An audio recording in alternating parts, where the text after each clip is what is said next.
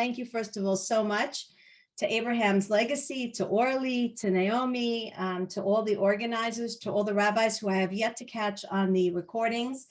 Be'ezrat Hashem. I would love to hear what I missed out on when I was teaching my other class.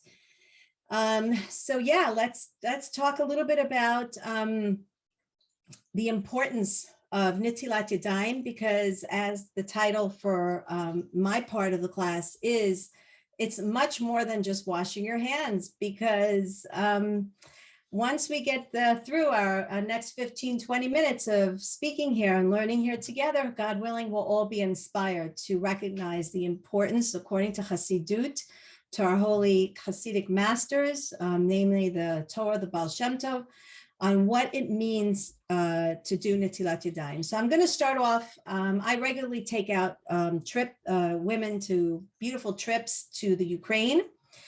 We visit the holy sites and the burial sites of our holy Hasidic masters. And one of the places we visit in Ukraine is the Wellsprings of the Baalshemto. You're going to have to forgive me if any of the rabbis mentioned any of this stuff. I had no idea. I was teaching. If I'm telling you something you heard, it just come from the woman's mouth, and it's a different version, different words. But I want to start off with the background of how this beautiful, beautiful mikvah of the Baalshemto and the Wellsprings of the Baalshemto in the Ukraine and Mezvush was brought about. So the story goes like this.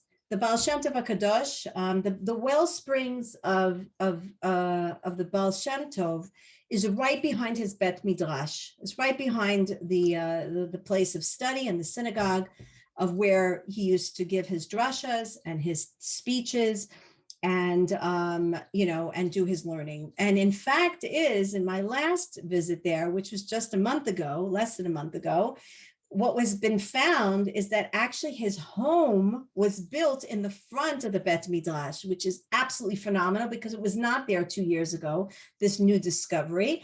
So it was actually unbelievable. All of us women, what we did when I saw this huge sign right in front of the Bet Midrash, it has been discovered that this is the space and the land in which that held the home of the Baalshemto. I plotched on the grass. I just lay there like that. And all the women just followed suit, and we all laid there and just meditated on the ground of the home of the Baalshemto. That's besides the point. That's the passionate me that when I take women to any trips, or I lead anybody on any of my programs, I do these things to just absorb the energy. Anyway, so this wellspring, the wellspring of water, when you look at it, it's literally this lively, bubbly well of water in the middle of a field. And you wonder, where is it sourced from? So here's the story behind how this wellspring, this miraculous healing wellspring, was basically brought about literally from nowhere. So the story goes like this. One day, the Baalshemto HaKadosh took a walk behind the Bet Midrash in the fields, and he decided to take along Toldot Yosef, Yaakov Yosef, the Toldot Yaakov Yosef. I'm getting mixed up. Yaakov Yosef was his top talmid, his top disciple. They were taking a walk in the field, meditating, learning, going over the drashas. And before they turned around, they had drifted far, into the field, and they realized the time for mincha had come. The Baalshemto HaKadosh was very scrupulous in doing Netilat Yadayim before every tefillah. As written by our rabbis, it's important to do, and if I'm not mistaken, I think it's actually a halacha to do Netilat Yadayim before you enter into tefillah, into your Shmona Esrei. So the Baalshemto HaKadosh turns around. Suddenly he sees not only that the Toldos Yaakov Yosef was behind him, but also a whole group of Talmidim had just suddenly, also appeared. And he said to them, go and search out scout the area and find me a source of water, because I have to do Netillah. It's mincha time. And they're all looking around, each one going to their own corner, and they're all looking for water. And they all come back after a couple moments. They say, sorry, Rebbe, there's no water here. The Baalshemto HaKadosh walks away from them. Now, he always walked with his staff. He walked away from them, walked further into this forest with trees. Now, all the rest of the Talmidim didn't dare move. Nobody ever followed the Baalshemto, but Toldos Yaakov Yosef decided, I'm going to walk into the forest, and I'm going to hide behind the tree, and I want to see, what is the Baalshemto HaKadosh? Why is he walking away from us? What is he going to do? He hides behind a tree, and what he recalls, and he was the only one witness to this, what he recalls is something that he actually writes down in the book, Toldos Yaakov Yosef. And he writes down like this. He says, I see my master walking into the forest. He lays his staff gently by a tree. And before he got the grip of what was going on, he sees that the Baalshemto HaKadosh plots himself down on the middle of the field and began to wail like a little child, screaming out to Hashem and saying to Hashem, Hashem, how could you leave me without a source of water? Don't you know that I never forego the halachic requirement to do Netilah before tefillah? I'm just paraphrasing here. Those are the exact words, but you get my gist. And he says, you must provide me with a source of water so that I, God forbid, don't forsaken the holy law that you brought down in the Torah that I have to do Nitilat Yadayim before my tefillah. You must provide me with a source of water. And then he says the following words, which are literally, recorded in this book. And he says, and if you don't provide me with a source of water to do Netilah right now, it's better that this be my burial place, because I will not live if I surpass and I don't abide and I don't abide by this halacha of doing Netilat Yadayim. And he gets up from the ground, wipes off his tears, takes his staff, and walks out of the forest. He then meets the rest of the Talmidim, and the Talmidim like bewildered. Where did the Rebbe go? What was this? They didn't know exactly what had just happened. Only Yaakov Yosef, right? His Talmid, Yaakov Yosef, who had hidden behind the tree. And so he says, so did you find any water? And they looked around, and suddenly they turn around and they see water bubbling from in the middle of the field. They suddenly see water, a source of water. And he turns to them and he says, Einayim lahem velo yirau, oznayim lahem velo yishmau. He basically says the pasuk from Tehillim, and he says, didn't you see? There's been water here all along. Like, really? But nobody knew what had just transpired a couple moments ago, that the only reason why this source of water came bubbling out was because of the wailing and crying of the Baalshemto that he had done just a couple moments beforehand. What does this come to teach us? This comes to teach us that it is there's something in this Netilah. There's something in the washing ritual. And not only that, it's not just a washing ritual. It's brought down with such firm request and instruction that we make sure that we do Netilah. There must be something in this that is so vital and so important that it would make the Baalshemto cry like a little baby in the middle of the forest, and it would cause Hashem to change Ma'aseh Bereshit and create a situation where suddenly there was water that appeared out of nowhere. And by the way, today we go and we visit this beautiful well, and we drink directly from the well. The water is delicious and sweet. I take home bottles and bottles and put it in the freezer and use it actually to pour on myself before Shabbat, like a little mikveh. And it's phenomenal that till today, and everyone knows that it's the water de Rabbina, they all know it's the miraculous water of the Baalshemto HaKadosh.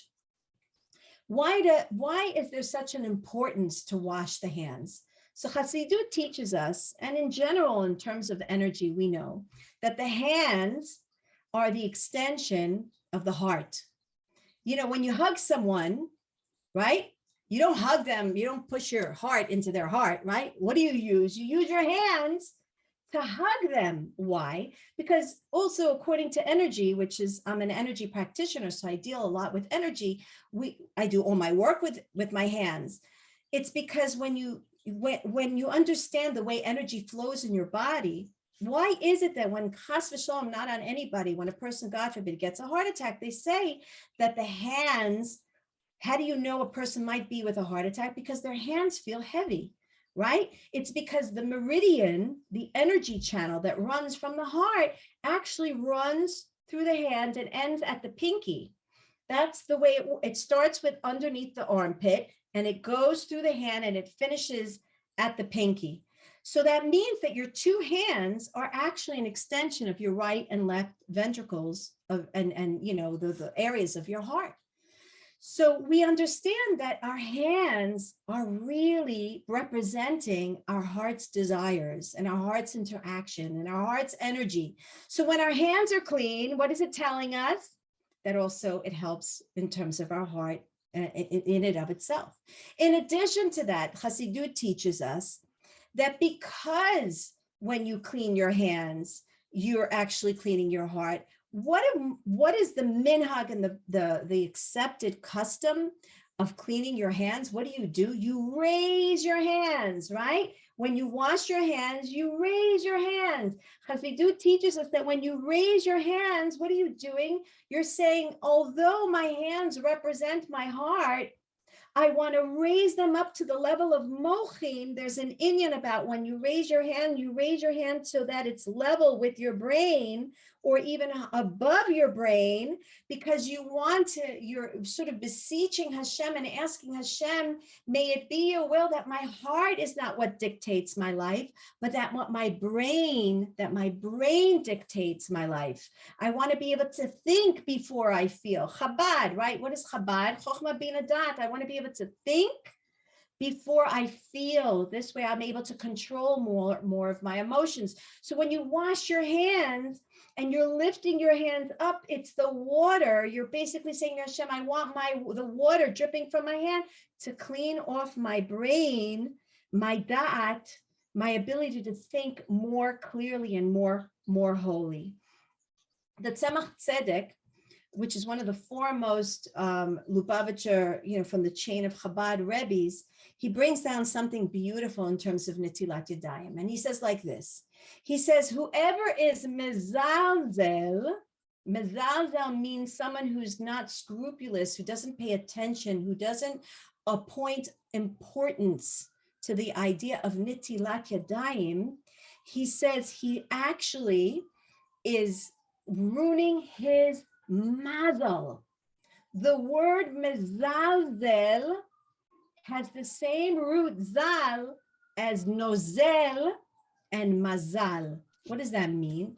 It means that the Tzemach Tzedek in general, he spoke about the whole idea of zilzul, a person who's not careful, who's not paying attention to all levels of any sort of halachic requirement, right, given down by Torah.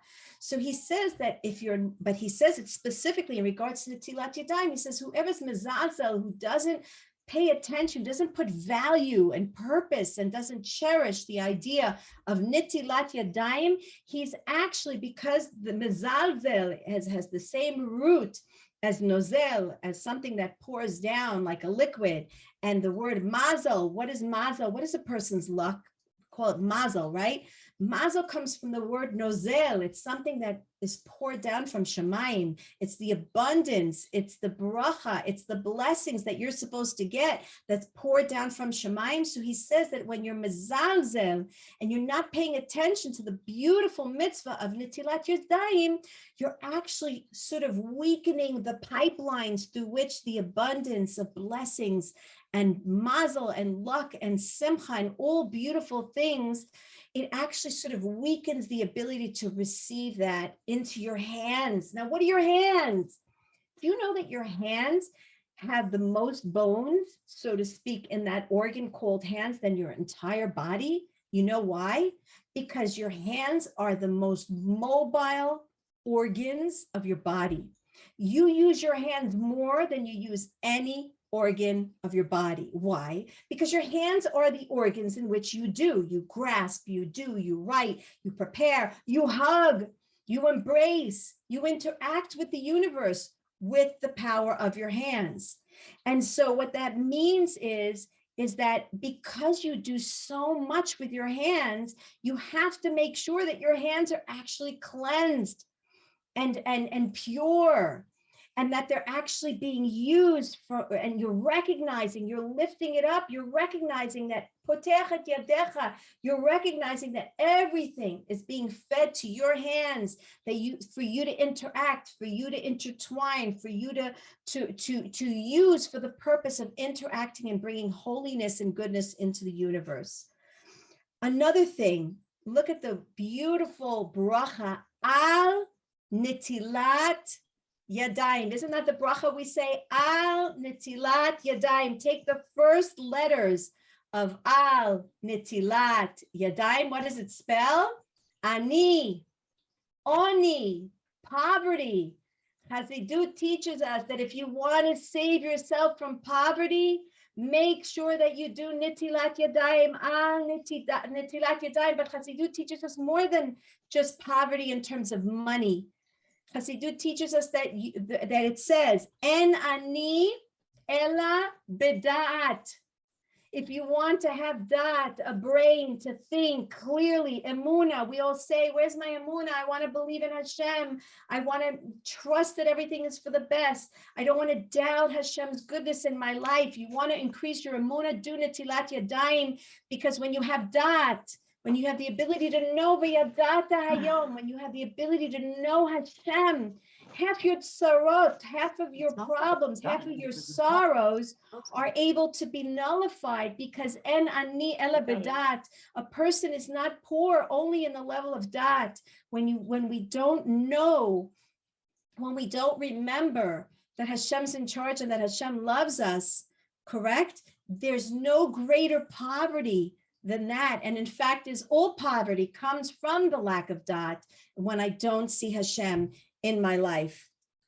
The other thing I want to say, I know I have a couple more minutes left, so I'm going to try to, bring in as much information. And then I know we have a couple of minutes left also for some questions if anybody has. But if you'll notice that your 10 you have 10 fingers, in case anybody didn't count lately, you have 10 fingers, right? 10 fingers represent the 10 spheres. I don't know if anybody knows about spheres. I'm giving actually a class called Crown to Kingship. We go through all the spheres. Spheres are divine pipelines, manifestation of consciousness, of interaction in the universe. How I interact with the world is by chokhmah, thinking, bina, building on my thoughts, dat, connecting emotionally to my thoughts, chesed, opening up my heart, gvura, knowing how to restrain the giving, tough love, right? Tiferet, knowing how to merge the two together to a beautiful place. Netzach, fortitude, commitment. Hod, being sincere, humble, modest, not too much in anybody's face. Yesod, bonding, being inspired, being passionate about life, until finally it drops into Malchut. Malchut is where I feel I have ownership. I'm king over that which goes on into my life. To some degree, I feel a little bit more in control over that which goes on in my life with the circumstances of my life. So that's what your 10 fingers represent. Your 10 fingers represent, those are tools of action of being able to interact with all those 10 levels of consciousness. When they're clean, so much of everything that goes down from your keter, from your super consciousness, all the way down to the tippy toes, you're able to feel a sense of cleansing, of wholesomeness, of clarity, of da'at, of connectedness in your life. Last but not least, I'll end off with this. I can't leave the class without at least bringing to mind one last note of information on how passionate, I'm so passionate about doing Netilah. I don't move from my bed without that natlan. Everywhere I go, and I travel all around, the world to give lectures. Everywhere I go, I always make sure that there's, At one point, there was no bucket next, there was no bowl, and it was late at night. I was like, where am I going to go and buy? I actually used the garbage can, and I used the little cup, and I just used it as a Netilah, and for me to have it right by my bedside, because I'm very, very careful to make sure to do Netilah without putting my feet on the ground first. That's just, again, a Kabbalist stringency. Not everybody holds by it, but it's something that I took upon myself a very long time ago. And when you get used to it, you really feel like you just literally can't move without doing Netilah, certainly that first thing in the morning. It says, Al Nitilat Yadayim. We said this before. Al Nitilat Yadayim is ani. It saves us from poverty, but something else that's brought down in Chassidut. We learned that the word Netilah comes from the word lintol, netel. Netel means to assume responsibility. When we do Netilat Yadayim, we recognize that our two hands, which are, again, they are those two organs which are so powerful in terms of movement. Like I said before, these are the hands are the most active organs that symbolize the idea of grasping, taking a hold of life, doing the most important thing that I could do, and that's being me, interacting myself with the whole universe, right? So the whole idea is when I do Netilat Yadayim, I'm reminding myself of the awesome responsibility that I have to uplift my spiritual stature, that everything that I do makes a huge difference, and I'm assuming that responsibility. I'm recognizing and I'm dedicating myself to using my hands in the most holy manner to represent God, to make sure that everything that I do is pure as I can do. And I take grasp of that responsibility of my job in this universe. That is also something that we benefit from, God willing, every time we do Netilat Yadayim. So I'll end off by saying, and end off with a beautiful prayer, okay, for every single one of us. This is my prayer for myself, for you, for Klal Yisrael. Please, Hashem, may it be your will that every time that I lift up my hands, it should be in holiness, that I should dedicate my hands to doing good and extending love, that my hands be a source of blessing and of honesty, because after all, I've got the whole world in my hands. So I'm going to end off by saying, Potech et yadecha umazbiah lechol chai ratzon. Hashem, I lift up my hands, I open it up and pour your will into my hands, that these hands should be able to perform the ultimate service to you and to glorify your name, to perform your will with all of my heart. We should have a happy Hanukkah, a Hanukkah filled with miracles, love, and light. Don't forget to ask for the biggest miracle you can every single moment of Hanukkah. Thank you so much for allowing me to be here.